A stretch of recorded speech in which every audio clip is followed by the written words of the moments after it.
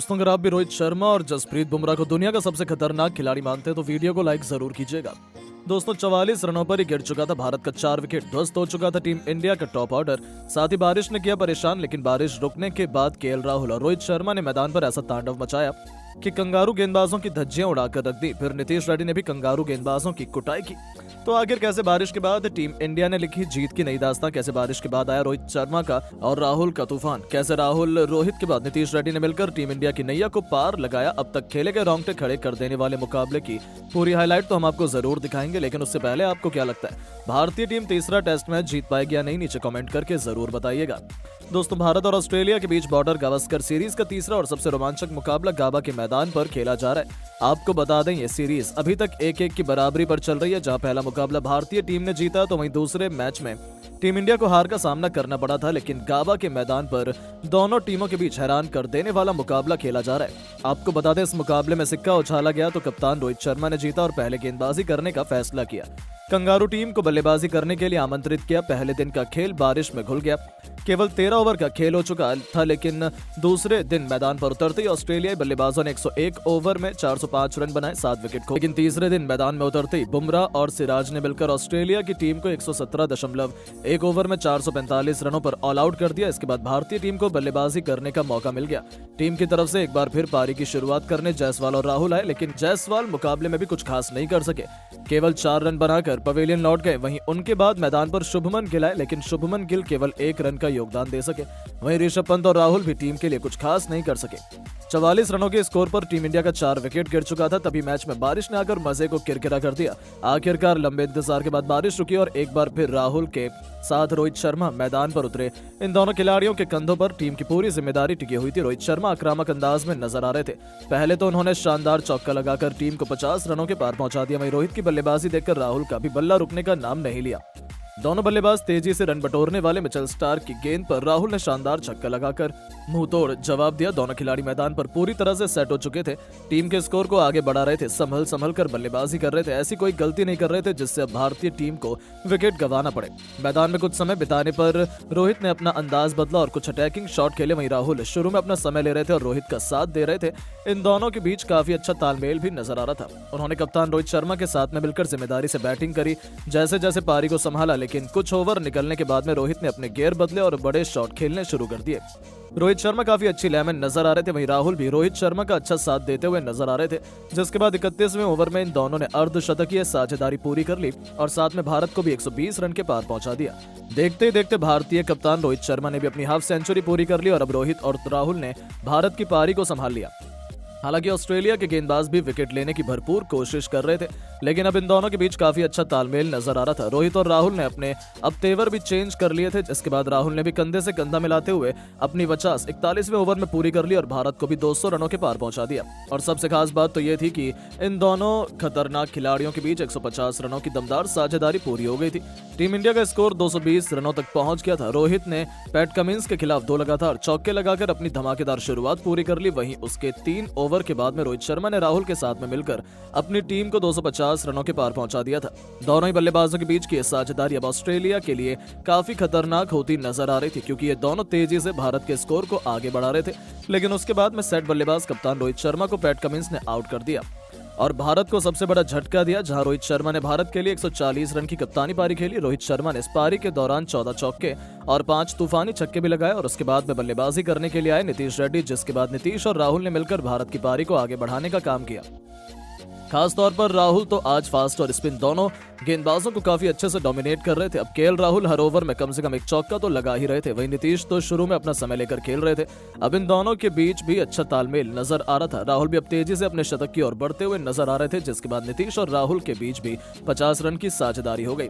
और फिर वो मोमेंट आया जिसका सबको बेसब्री से इंतजार था। केएल राहुल ने मिचेल स्टार्क के खिलाफ 1 चौका और 1 खतरनाक छक्का एक ही ओवर में लगाकर अपनी सेंचुरी भी पूरी कर ली और अपने सिलेक्शन को सही साबित कर दिखाया। उनकी बल्लेबाजी से कंगारू गेंदबाज काफी दबाव महसूस कर रहे थे, लेकिन शतक लगाने के बाद में वो ज्यादा देर तक टिक नहीं पाए। राहुल को भी नाथन लियोन ने आउट कर दिया और भारत को छठा झटका दे दिया। जहां आपको बता दें, राहुल ने भारत के लिए 135 रन की पारी खेली। बता दें कि केएल राहुल ने इस पारी के दौरान 2 तूफानी छक्के लगाए, वहीं उनके बल्ले से 14 चौके भी निकले। तो दोस्तों, इन दोनों की तूफानी बैटिंग से तो ऑस्ट्रेलिया की क्रिकेट टीम की हालत खराब हो गई थी। उन्होंने टीम इंडिया को 360 रनों के पार पहुंचा दिया था। तीसरे दिन का खेल खत्म होने तक और भारतीय क्रिकेट टीम बहुत ज्यादा मजबूत स्थिति में आ चुकी थी। लेकिन दोस्तों, अब आप रोहित शर्मा और केएल राहुल की इस तूफानी बैटिंग को 10 में से कितने नंबर देना चाहेंगे? अपनी राय नीचे कमेंट करके जरूर बताएं। और ऐसी नई और धमाकेदार खबरें सबसे पहले जानने के लिए वीडियो को लाइक और चैनल को सब्सक्राइब जरूर करें। धन्यवाद। नमस्कार दोस्तों, यदि आप भी भारत और ऑस्ट्रेलिया के बीच खेली जा रही 5 मैचों की टेस्ट सीरीज के तीसरे टेस्ट मुकाबले के पहले दिन का खेल देखकर खुश हुए तो हमारी इस वीडियो को एक लाइक जरूर कीजिएगा। दोस्तों, आज की हमारी इस वीडियो का लाइक टारगेट सिर्फ 500 लाइक का है, तो दोस्तों हमारी इस वीडियो को दिल से लाइक जरूर करें। दोस्तों, जैसा कि आप सभी जानते ही हैं कि फिलहाल अभी भारत और ऑस्ट्रेलिया के बीच 5 मैचों की टेस्ट सीरीज खेली जा रही है, जिसका पहला मुकाबला भारतीय टीम ने जीता। लेकिन वहीं दूसरे टेस्ट मैच में टीम इंडिया को 10 विकेट से हार का सामना करना पड़ा।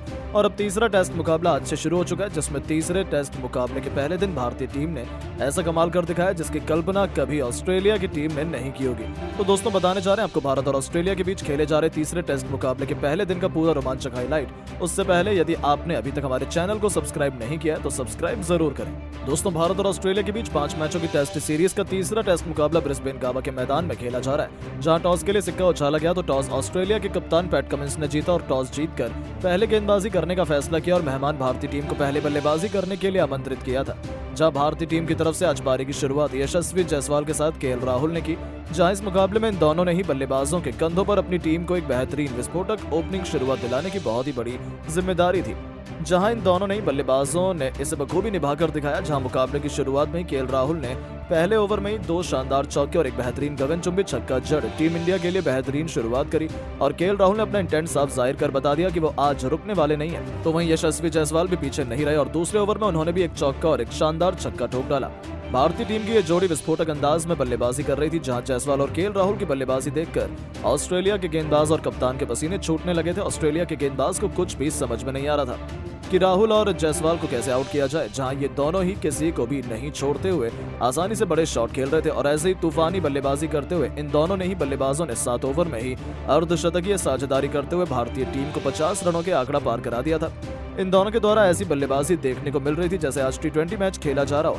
ऐसे ही 8वें ओवर में जोश हेजलवुड की पहली बॉल पर केएल राहुल ने एक और छक्का ठोक दिया, जिसके बाद तीसरी बॉल पर चौका ठोककर जोश हेजलवुड के होश उड़ा दिए गए। और फिर केएल राहुल यही नहीं रुके, उन्होंने ओवर की आखिरी बॉल पर भी एक बेहतरीन छक्का ठोक ऑस्ट्रेलिया के खेमे में हड़कंप मचा दिया। केएल राहुल की तूफानी विस्फोटक बल्लेबाजी मैदान पर कोहराम मचा रही थी।